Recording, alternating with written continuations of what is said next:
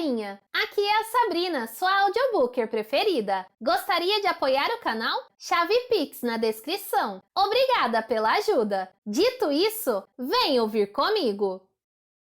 16.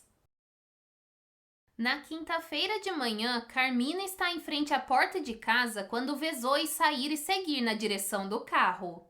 Oi, Zoe! Chama ela indo em direção à casa da vizinha. Oi, Carmine! Responde Zoe. Tudo bem? Tudo ótimo, diz ela chegando ao jardim de Zoe. Você por acaso ouviu alguma novidade sobre a mulher que foi assassinada? Zoe balança a cabeça. É horrível pensar que mataram alguém que mora tão perto da gente, diz num tom solene. E acrescenta: tenho certeza de que a polícia vai descobrir quem fez isso. Ela fica em silêncio por um momento, já com a mão na porta do carro. E a senhora conseguiu descobrir quem invadiu sua casa? Acho que sim, responde Carmine. Você conhece os Sharp, na rua Sparrow? Eles têm um filho adolescente, não tem? Sim, Raleigh. Zoe franze a testa e semicerra os olhos, percebendo a insinuação. A senhora não está pensando que foi ele, está? Por que não? Ora, ele é o filho de Olivia e Paul. Jamais faria algo assim. Eu conheço a Olivia. Ela faz parte do meu clube de leitura. Carmine permanece em silêncio observando a vizinha. Por que a senhora acha que foi ele? Pergunta Zoe, por fim. Eu passei na casa deles ontem à tarde, conta Carmine. Pelo jeito como ela reagiu, tive a impressão de que sabia exatamente do que eu estava falando. Parecia muito nervosa e se sentindo culpada. Apostaria $100 que foi ela quem escreveu a carta. Zoe fecha a cara. Duvido muito. Ela faz uma pausa. Conversamos sobre isso no clube de leitura e não notei nada de estranho. Será que você podia falar com ela? Sugere Carmine. Falar com ela? Como assim? Descobrir se foi o filho dela que entrou na minha casa e se foi ela que escreveu a carta? Pede Carmine. Eu não vou perguntar isso para a Olivia. Tudo bem, diz Carmine virando-se. Espere! Exclama Zoe. O que a senhora vai fazer? Ainda não sei, responde a mulher voltando para casa. Webb e Moen estão à porta de Becky Harris e tocam a campainha. Os dois têm a sensação de que ela ainda está escondendo alguma coisa, de que sabe mais do que está dizendo. O carro de Beck está na entrada da garagem. O dia está nublado e ameaça chover. Webb toca a campainha mais uma vez, lançando um olhar impaciente para Moen. Por fim, a porta se abre. Beck aparenta não ter dormido muito. Seu cabelo está preso num rabo de cavalo, como se ela não quisesse se dar ao trabalho de perder tempo com ele. Está usando calças de yoga e um suéter largo e sem forma. O que vocês querem? Pergunta ela. Podemos entrar? Pergunta Webb educadamente. Para quê? Temos mais algumas perguntas. Ela suspira e abre a porta com relutância.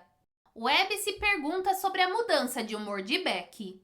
No dia anterior, ela não parava de chorar, aterrorizada com a possibilidade de o caso com Robert vir a público. Mas hoje parece resignada. Ela teve uma longa noite, provavelmente insone, para pensar sobre o assunto. Talvez tenha percebido que é inevitável que suas indiscrições se tornem públicas. Ela os conduz até a sala. Não lhes diz que se sentem nem oferece nada a eles. Está claro que não os quer ali. Webb não a culpa por isso. Ela estava dormindo com o vizinho, o principal suspeito em uma investigação de homicídio. Os detetives se sentam no sofá. Beck, por fim, desaba numa poltrona em frente a eles. Sabemos que isso não é fácil para a senhora. Começa o Webb. Beck o observa inquieta, lançando um olhar para Moen em busca de apoio e depois voltando a encarar o detetive. Mas acreditamos que a senhora tem mais coisas para nos dizer. Eu já contei tudo o que sabia, diz Beck. Não sei nada sobre o assassinato da Amanda. Ela se revira na poltrona desconfortável. Já disse que não acredito que ele tenha feito isso. Deve ter sido outra pessoa. Temos a impressão de que a senhora está escondendo alguma coisa de nós, insiste o Webb. Há algo que a senhora não nos contou. Beck olha para ele com uma expressão pétrea quase raivosa, mas não consegue parar de mexer as mãos. Webb repara que a pele ao redor das unhas dela está em carne viva. Falei com Robert ontem à tarde por cima da cerca. Conta ela, por fim. Webb espera pacientemente. Ela olha para o colo. Ele estava lá fora no quintal dos fundos. Eu o vi e fui até lá. Então ele me chamou. Beck parece pensar por um momento como se estivesse calculando o que dizer. Webb já não espera que ela conte tudo o que sabe, mas apenas uma versão editada da verdade.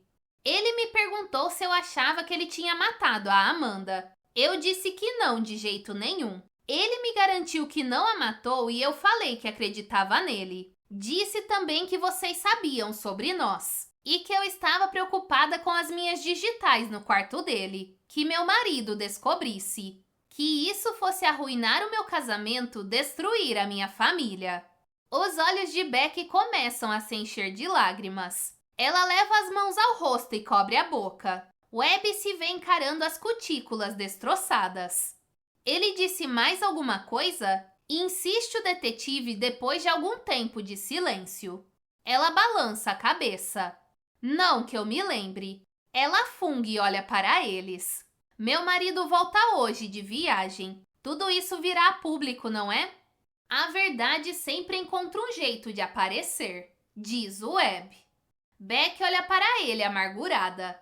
Nesse caso, espero que toda a verdade apareça. Que vocês encontrem o verdadeiro assassino e deixem Robert em paz. Porque eu não acredito que ele tenha feito isso. Ela faz uma pausa como se para reunir forças. Está agora com uma expressão diferente no rosto, como se tivesse tomado uma decisão. Tenho que dizer mais uma coisa a vocês. Webb se inclina para a frente, apoia os cotovelos nos joelhos e olha para ela com atenção. O quê? Eu sei que a Amanda estava saindo com outro homem. E como a senhora sabe disso? Pergunta Webb um pouco mais animado. Eu vi os dois juntos uma vez e deu para notar. Não queria dizer nada porque conheço esse homem e sei que também é impossível que ele a tenha matado. Sabia que vocês iriam atrás dele como foram atrás de Robert. Quando mais provável é que ela tenha sido assassinada por algum maluco. E não pelo marido nem pelo homem com quem estava saindo. Que pode até ter sido infiel, mas não seria capaz de machucar uma mosca. Beck, quem é que estava saindo com Amanda? Ela respira fundo, pesarosa. Ele se chama Paul Sharp. A esposa Olivia é minha amiga. Eles moram aqui na rua no número 18, diz aflita. Conte para nós o que viu, Beck, pede o detetive Webb. Beck se sente péssima pelo que está prestes a fazer, mas a verdade é que ela não tem escolha. Como diz o detetive, a verdade acabará aparecendo de um jeito ou de outro. Ela agora está dizendo a verdade, nem mais nem menos. Vi os dois juntos uma vez pouco antes de Amanda desaparecer. Estava chovendo e eles estavam no carro dela. Eram mais ou menos 9 da noite. Eu estava saindo do cinema no centro. Eles estavam no estacionamento em frente a um bar. Fiquei me perguntando se tinham saído para beber juntos. E Beck vasculha a memória tentando se lembrar dos detalhes. Ela estava no banco do motorista e ele no carona. O carro estava sob um poste de luz, então pude vê-los claramente. Fiquei tão chocada ao ver os dois juntos que parei por um momento para observá-los. Mas eles estavam tão concentrados um no outro que não notaram a minha presença. A senhora tem certeza de que eram eles? Absoluta. Eles estavam com os rostos colados. Pensei que iam se beijar. Mas então, logo depois, pareciam estar discutindo. Prossiga. Ele estava dizendo alguma coisa para ela. Parecia com raiva. Então Amanda riu e se afastou. E ele a pegou pelo braço. Então a senhora acha que eles estavam tendo um caso? Pergunta Webb. Ela faz que sim com a cabeça. Foi essa a impressão que eu tive. Eles pareciam íntimos. Por que outra razão estariam ali juntos? Ela baixa o olhar. Eu me senti mal por Olivia. Ela é uma grande amiga minha. Amanda sempre me pareceu provocadora, mas eu nunca imaginei que Paul fosse capaz de trair Olivia. A senhora sabe dizer especificamente que dia foi isso? Ela fecha os olhos por um momento tentando se lembrar. Por fim volta a abri-los e diz: foi numa quarta-feira. Deve ter sido no dia 20 de setembro. Ela observa Moen anotando. A senhora os viu junto alguma outra vez? Beck balança a cabeça. Não. Por que não nos contou isso antes? Pergunta o detetive Webb. Sinto muito, mas não acho que Paul seja capaz de fazer mal a ninguém, diz ela. E Olivia é minha amiga. Detesto fazer isso com ela. A senhora alguma vez comentou sobre isso com Robert Pierce? Não, de jeito nenhum. Tem certeza? Insiste o Webb. Tenho absoluta. E a senhora sabe por acaso onde Paul Sharp trabalha? Pergunta Moen. Sei, na Fanshawe Farmacêutica. Meu marido também trabalha lá. Fica na rua Water, no centro da cidade. Ela observa enquanto Moen anota tudo. A senhora tem algo mais a dizer? Pergunta o Webb. Ela nota o sarcasmo na voz do detetive. Então olha diretamente para ele e fala: não, era só isso. Precisamos falar com Paul Sharp, diz o Webb para Moen quando chegam ao carro. Ela assente. Ele olha para o relógio. Vamos.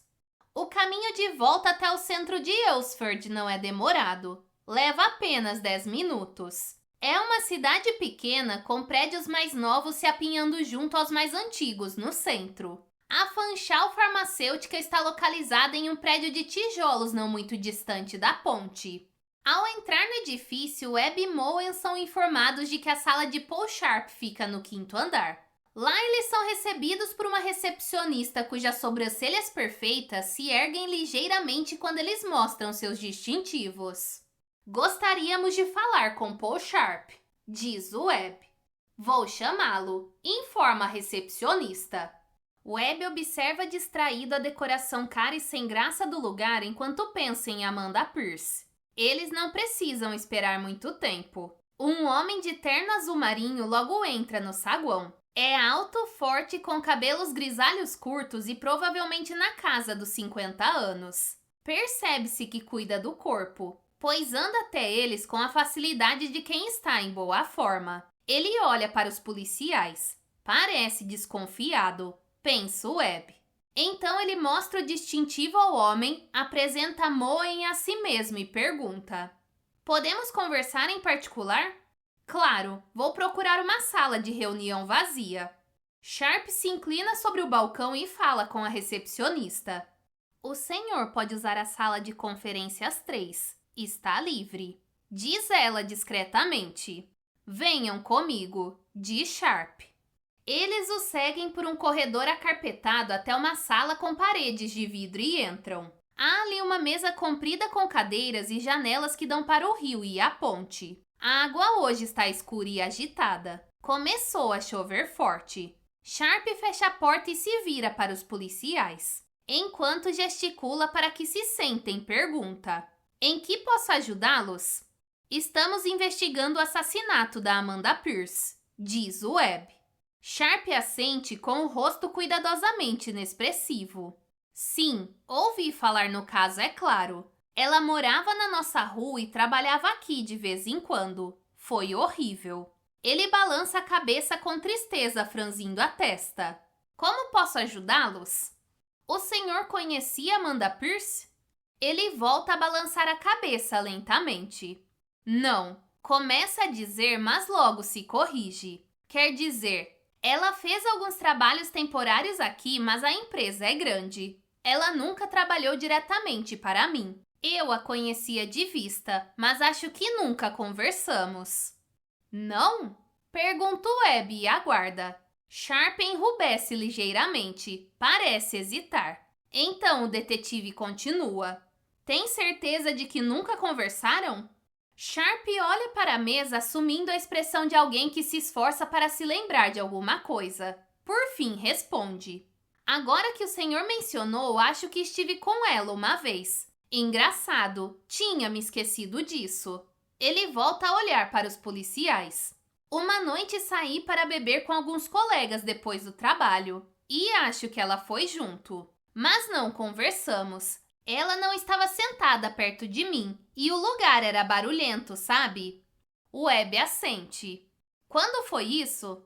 Sharp baixa os olhos e volta a fazer a cara de quem se esforça para se lembrar. Webb não está acreditando nem um pouco naquela encenação, mas espera para ver o que vai acontecer. Pouco antes do desaparecimento dela, não lembro exatamente o dia. O senhor não consegue precisar um pouco melhor? Mesmo tendo sido próximo do desaparecimento? Os olhos de Sharp brilham com uma faísca de irritação. Não me lembro da data. Foi um dia como qualquer outro, sem nada de especial. Mas foi um pouco antes de eu ter ouvido sobre o desaparecimento dela. E qual foi o bar? O Rogues, na Rua 1000. Às vezes vamos lá beber alguma coisa depois do trabalho, mas não é sempre. E quem costuma ir? Pergunto Webb. Bem, depende. Varia muito. Pessoas aqui do escritório. Quem estiver afim, na verdade. E o senhor se lembra de quem estava lá também na noite em que ela foi? Sharp repete o gesto de antes. Olha para baixo e franze a testa por um momento. É um mau ator e um péssimo mentiroso. Sinto muito, não tenho certeza. Mas diria que eu, Holly Jacobs, Manatee Pratchett, Brian DeCarey, Larry Harris, Mike Rayleigh. São as pessoas que me vêm à cabeça agora. Moen se ocupa de anotar os nomes. E por que ela se juntou ao grupo? Conhecia algum de vocês? Sharp volta a balançar a cabeça. Bem, não tenho certeza. O mais provável é que estivesse trabalhando aqui no dia e tenha ido com a gente. Webb assente. Então inclina-se um pouco mais na direção de Paul Sharp e crava os olhos nele. Quer saber de uma coisa? Estou achando difícil acreditar no senhor. O quê? Ele agora parece preocupado. Por quê? Por quê? Retruca Webb. Porque temos uma testemunha que o viu conversando com Amanda de maneira bem íntima. Só vocês dois no banco da frente do carro dela no centro da cidade por volta das 9 da noite, pouco antes de ela desaparecer. Na quarta-feira, dia 20 de setembro, para ser mais exato. O rosto de Sharp fica lívido. Sua fachada começa a desmoronar. Ele engole em seco. Não é o que o senhor está pensando. E o que é que eu estou pensando? Eu não tinha nada com a Amanda, se é o que está sugerindo. Sharp dá um longo suspiro e afunda um pouco na cadeira. Eu não queria dizer nada. Talvez devesse, mas... Ele passa a mão no rosto e, de repente, a simulação parece desaparecer.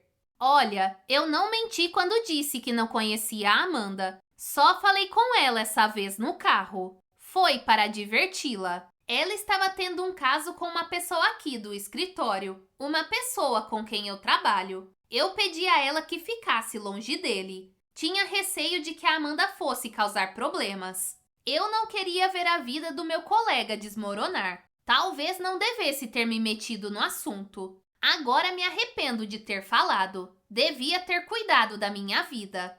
Ele faz uma pausa e acrescenta. Foi nessa noite que saímos para beber que conversei com Amanda no carro dela. Mas eu não me lembro da data. Webb se recosta na cadeira e avalia o homem à sua frente. Então o senhor não estava tendo um caso com ela? Meu Deus, não. O número de Sharp não aparecia nos registros telefônicos de Amanda. O senhor possui um telefone pré-pago? Pergunta Moen. Não. E onde esteve naquele fim de semana desde a tarde de sexta, dia 29 de setembro, até a manhã da segunda-feira seguinte? Pergunta Webb. Sharp olha para ele horrorizado. Não acredito que o senhor esteja pensando que eu possa ter tido algo a ver com o que aconteceu com a Amanda Pierce, diz ele, os olhos cinza azulados cheios de preocupação. O senhor foi visto discutindo com ela pouco antes de seu desaparecimento, diz o Webb. Estamos apenas descartando possibilidades. Se o senhor puder nos dizer onde esteve naquele fim de semana, está tudo bem. Certo, diz Sharp assentindo com a cabeça. Ele parece pensar. A única coisa diferente nesse fim de semana foi que os meus sogros vieram almoçar no domingo. Eles ficaram até o meio da tarde. Ajudei minha esposa a preparar o almoço e a arrumar tudo depois. Fora isso, acho que foi um fim de semana normal. Geralmente ficamos em casa na sexta e no sábado à noite. Assistimos a alguma coisa na Netflix. Acho que foi isso que fizemos. Tudo bem, diz o Webb. Agora nos conte sobre o caso que Amanda estava tendo. Sharp suspira relutante, mas começa seu relato. Amanda sempre deu muito o que falar. Era uma mulher muito bonita, gostava de flertar. Diziam que traía o marido que se envolvia com os colegas de trabalho. Bem, esse era o boato. Sexo nos elevadores, esse tipo de coisa. Provavelmente a maior parte do que diziam era mentira, mas ela tinha uma certa fama. Pode perguntar por aí. Faremos isso, garante o Webb. Quando ela desapareceu, pensei que tivesse deixado o marido. Não houve muito alvoroço na época, embora o marido tenha informado o desaparecimento à polícia pelo que disseram. Pensei que ela talvez tivesse fugido com outro homem. Sharp hesita e acrescenta. Como eu disse, falavam muitas coisas sobre ela. Eu não sabia se era verdade ou não, até que vi com meus próprios olhos. Ele faz uma pausa. Então, quem é esse colega de trabalho que o senhor acha que estava tendo um caso com ela? Pergunta o Webb. Sharp respira fundo. Ele jamais faria mal a ela, se é isso que o senhor está pensando. Como ele se chama? Larry Harris. Responde Sharp relutante. Ele é vizinho dos Pierce. Webb vira-se brevemente para Moen e vê os olhos da parceira se arregalarem. Que interessante, pensa Webb. Nunca deixa de se surpreender com o que são capazes de desenterrar ao longo de uma investigação criminal. Os segredos que as pessoas escondem, ou tentam esconder. É melhor o senhor nos contar exatamente o que viu.